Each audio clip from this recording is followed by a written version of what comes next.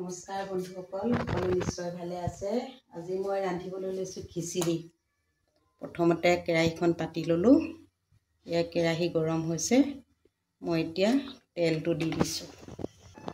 খিচিৰিৰ বাবে লৈছোঁ এয়া মগু দাইল, মচুৰ দাইল আৰু অকণমান জহা চাউল। বেছিকৈ দালিটো হ'লে আচলতে টেষ্টটো বেছি হয়। তাৰ পাছতে এইখিনি ফুলকবি আৰু পটল এতিয়া মই ফ্ৰাই কৰি ল'ম প্ৰথমতে। তাৰপিছত এয়া লৈছোঁ সকলোখিনি মিক্স পাচলি, আলু, স্কোৱাছ, বেঙেনা, দাংবডি, বিন, লগতে ক'লা জলকীয়া।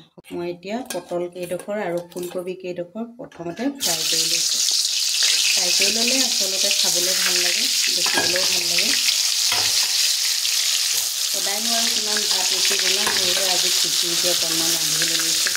আপোনালোকে এনেকৈ বনাই খাব। বনাই খোৱাৰ পাছত যদি ভাল লাগে লাইক কমেণ্ট কৰিবলৈ নাপাহৰিব। সকলোকে ভিডিঅ'টো চাই থাকিব। মই ফুলকবি কেইটা আৰু পটলখিনি এনেদৰে হাফ ফ্ৰাই কৰি লৈছোঁ। সম্পূৰ্ণ ফ্ৰাই কৰা নাই। আৰু ক'ব পাহৰিছোঁ, তাৰ বাবে মই এই নহৰুখিনি যে দেখা পাইছে এইখিনি আচলতে অকণমান বাকলি ৰাখি এনেকৈ টুকুৰা টুকুৰকৈ কাটি দিছোঁ। এনেকৈ দিলেহে আচলতে খিচিৰিটো খাবলৈ বেছি ভাল লগা হয়। আৰু এই গোটা জলকীয়াকেইটা ফালি দিম, শেষলৈকে চাব।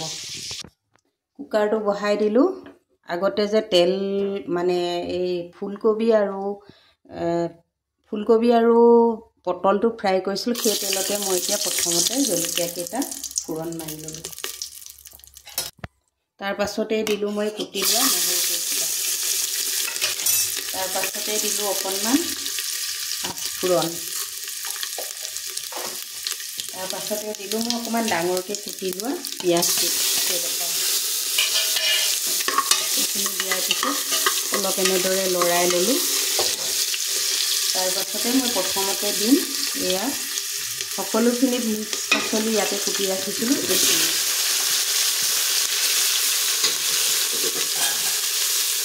এইখিনি অকণমান লৰাই লওঁ।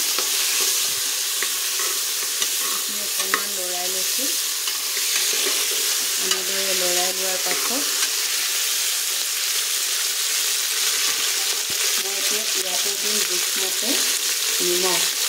নিমখটো জোখমতে হ'লে খাবলৈ ভাল হয়। যিহেতু আজিকালি প্ৰেছাৰ চুগাৰবিলাক হৈছে মানুহবিলাকে, প্ৰেছাৰৰ কাৰণে আচলতে নিমখটো কম পৰিমাণে দিয়া হয়।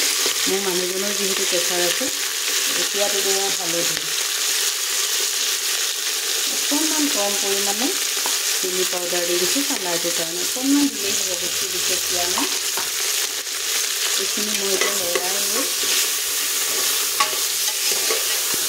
একেবাৰে সহজ বনাবলৈ এতিয়া মই দি দিছোঁ ইয়াতে তিয়াই ৰখা ধুই ৰখা চাউল, দালি সকলোখিনি ইয়াতে মই এতিয়া দি দিলোঁ।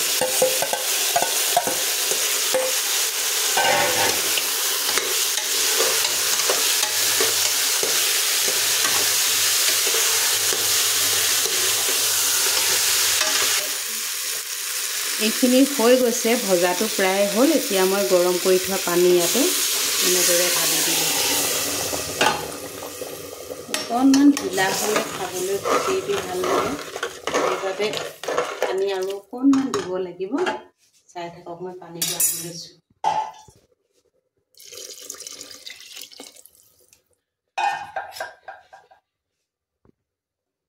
এতিয়া মই ইয়াতে কুটি থোৱা ধনিয়াখিনি দি ঢাকনটো মাৰি দিম। 5 মিনিটতে মোৰ খিচিৰি ৰেডি হৈ যাব। শেষলৈকে চাব। ভাল লাগিলে আপোনালোকেও এনেদৰে ৰান্ধি খাব কেতিয়াবা। ভাল লাগিলে লাইক কমেণ্ট শ্বেয়াৰ কৰিব। এয়া হৈ গ'ল মোৰ গৰম গৰম ধোঁৱা ওলাই থকা খিচিৰি, লগতে আমৰ আচাৰ। খোৱাহে কথা। আপোনালোকে এনেদৰে খাব। ধন্যবাদ।